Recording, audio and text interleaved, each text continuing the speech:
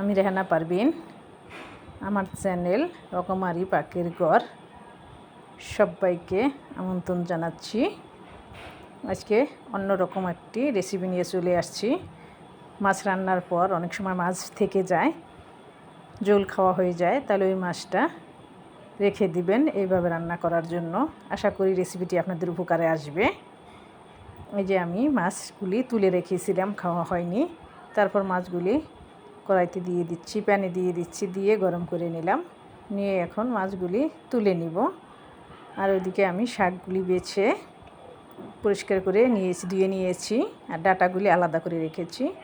এবার মাছগুলি রেখে ওই ঝোলের ভিতরে একটু ঝোল ছিল, যে মশলা ছিল ওই মশলার ভিতরে ডাঁটাগুলি দিয়ে দিলাম। ডাঁটাগুলি 5 মিনিটের মতো একটু নেড়ে নিব। নেড়ে তারপর ডেকে দেব, পরে শাকগুলি দিব।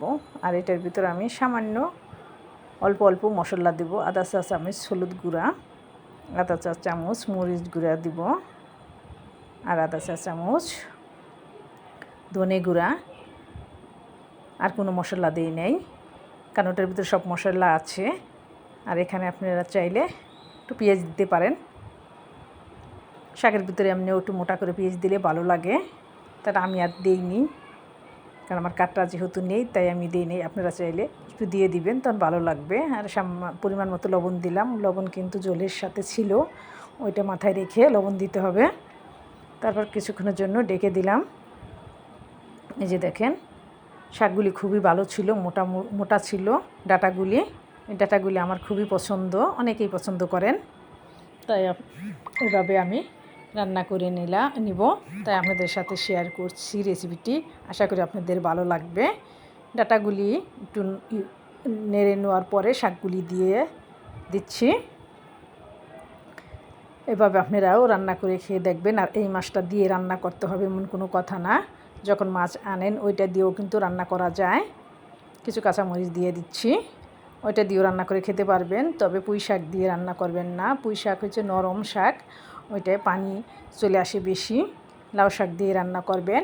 এখানে আপনারা চাইলে যারা লেবুর ফ্লেভার পছন্দ করেন 2-3টা লেবু পাতা ছিঁড়ে দিতে পারেন, খুবই ফ্লেভার আসে, ভালো লাগে খেতে। তখন আরও আমার হাতের কাছে ছিল না, তাই আমি দিতে পারিনি।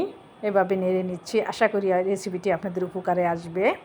একটু যদি হলেও আপনাদের উপকারে আসে, লাইক কমেন্ট শেয়ার করে পাশে থাকবেন। আর ভিডিওটি শেয়ার করে দিবেন, তাহলে আপনাদের বন্ধু বান্ধব সবাই আরও দেখতে পাবে। আর ফেসবুক থেকে আমার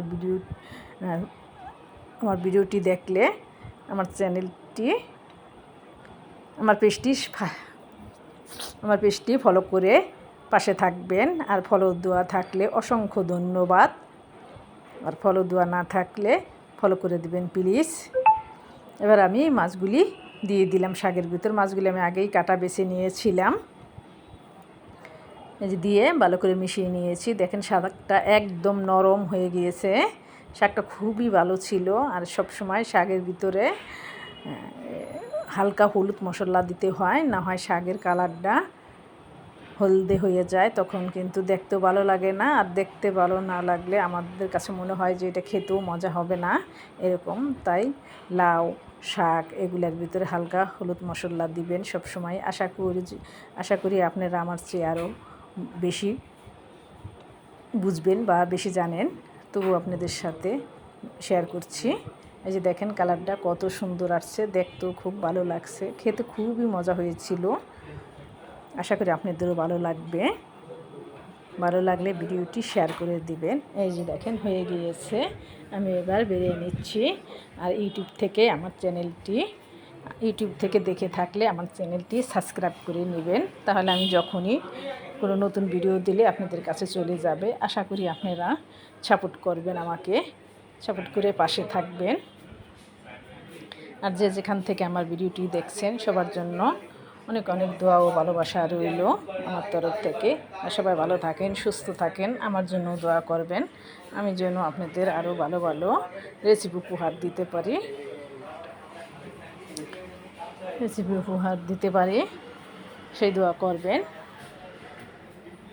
এই যে দেখেন রেসিপিটি খুব ভালো হয়েছে, দেখতে কত সুন্দর, খেতেও কিন্তু এরকম ভালো লাগছে, খুব ভালো লাগছে। তাহলে সবাই ভালো থাকবেন, সুস্থ থাকবেন। আবার দেখা হবে নতুন কোনো রেসিপি নিয়ে। সে পর্যন্ত সবার জন্য ভালোবাসা রইল। সবাইকে এতক্ষণ আমার সাথে থাকার জন্য অনেক ধন্যবাদ।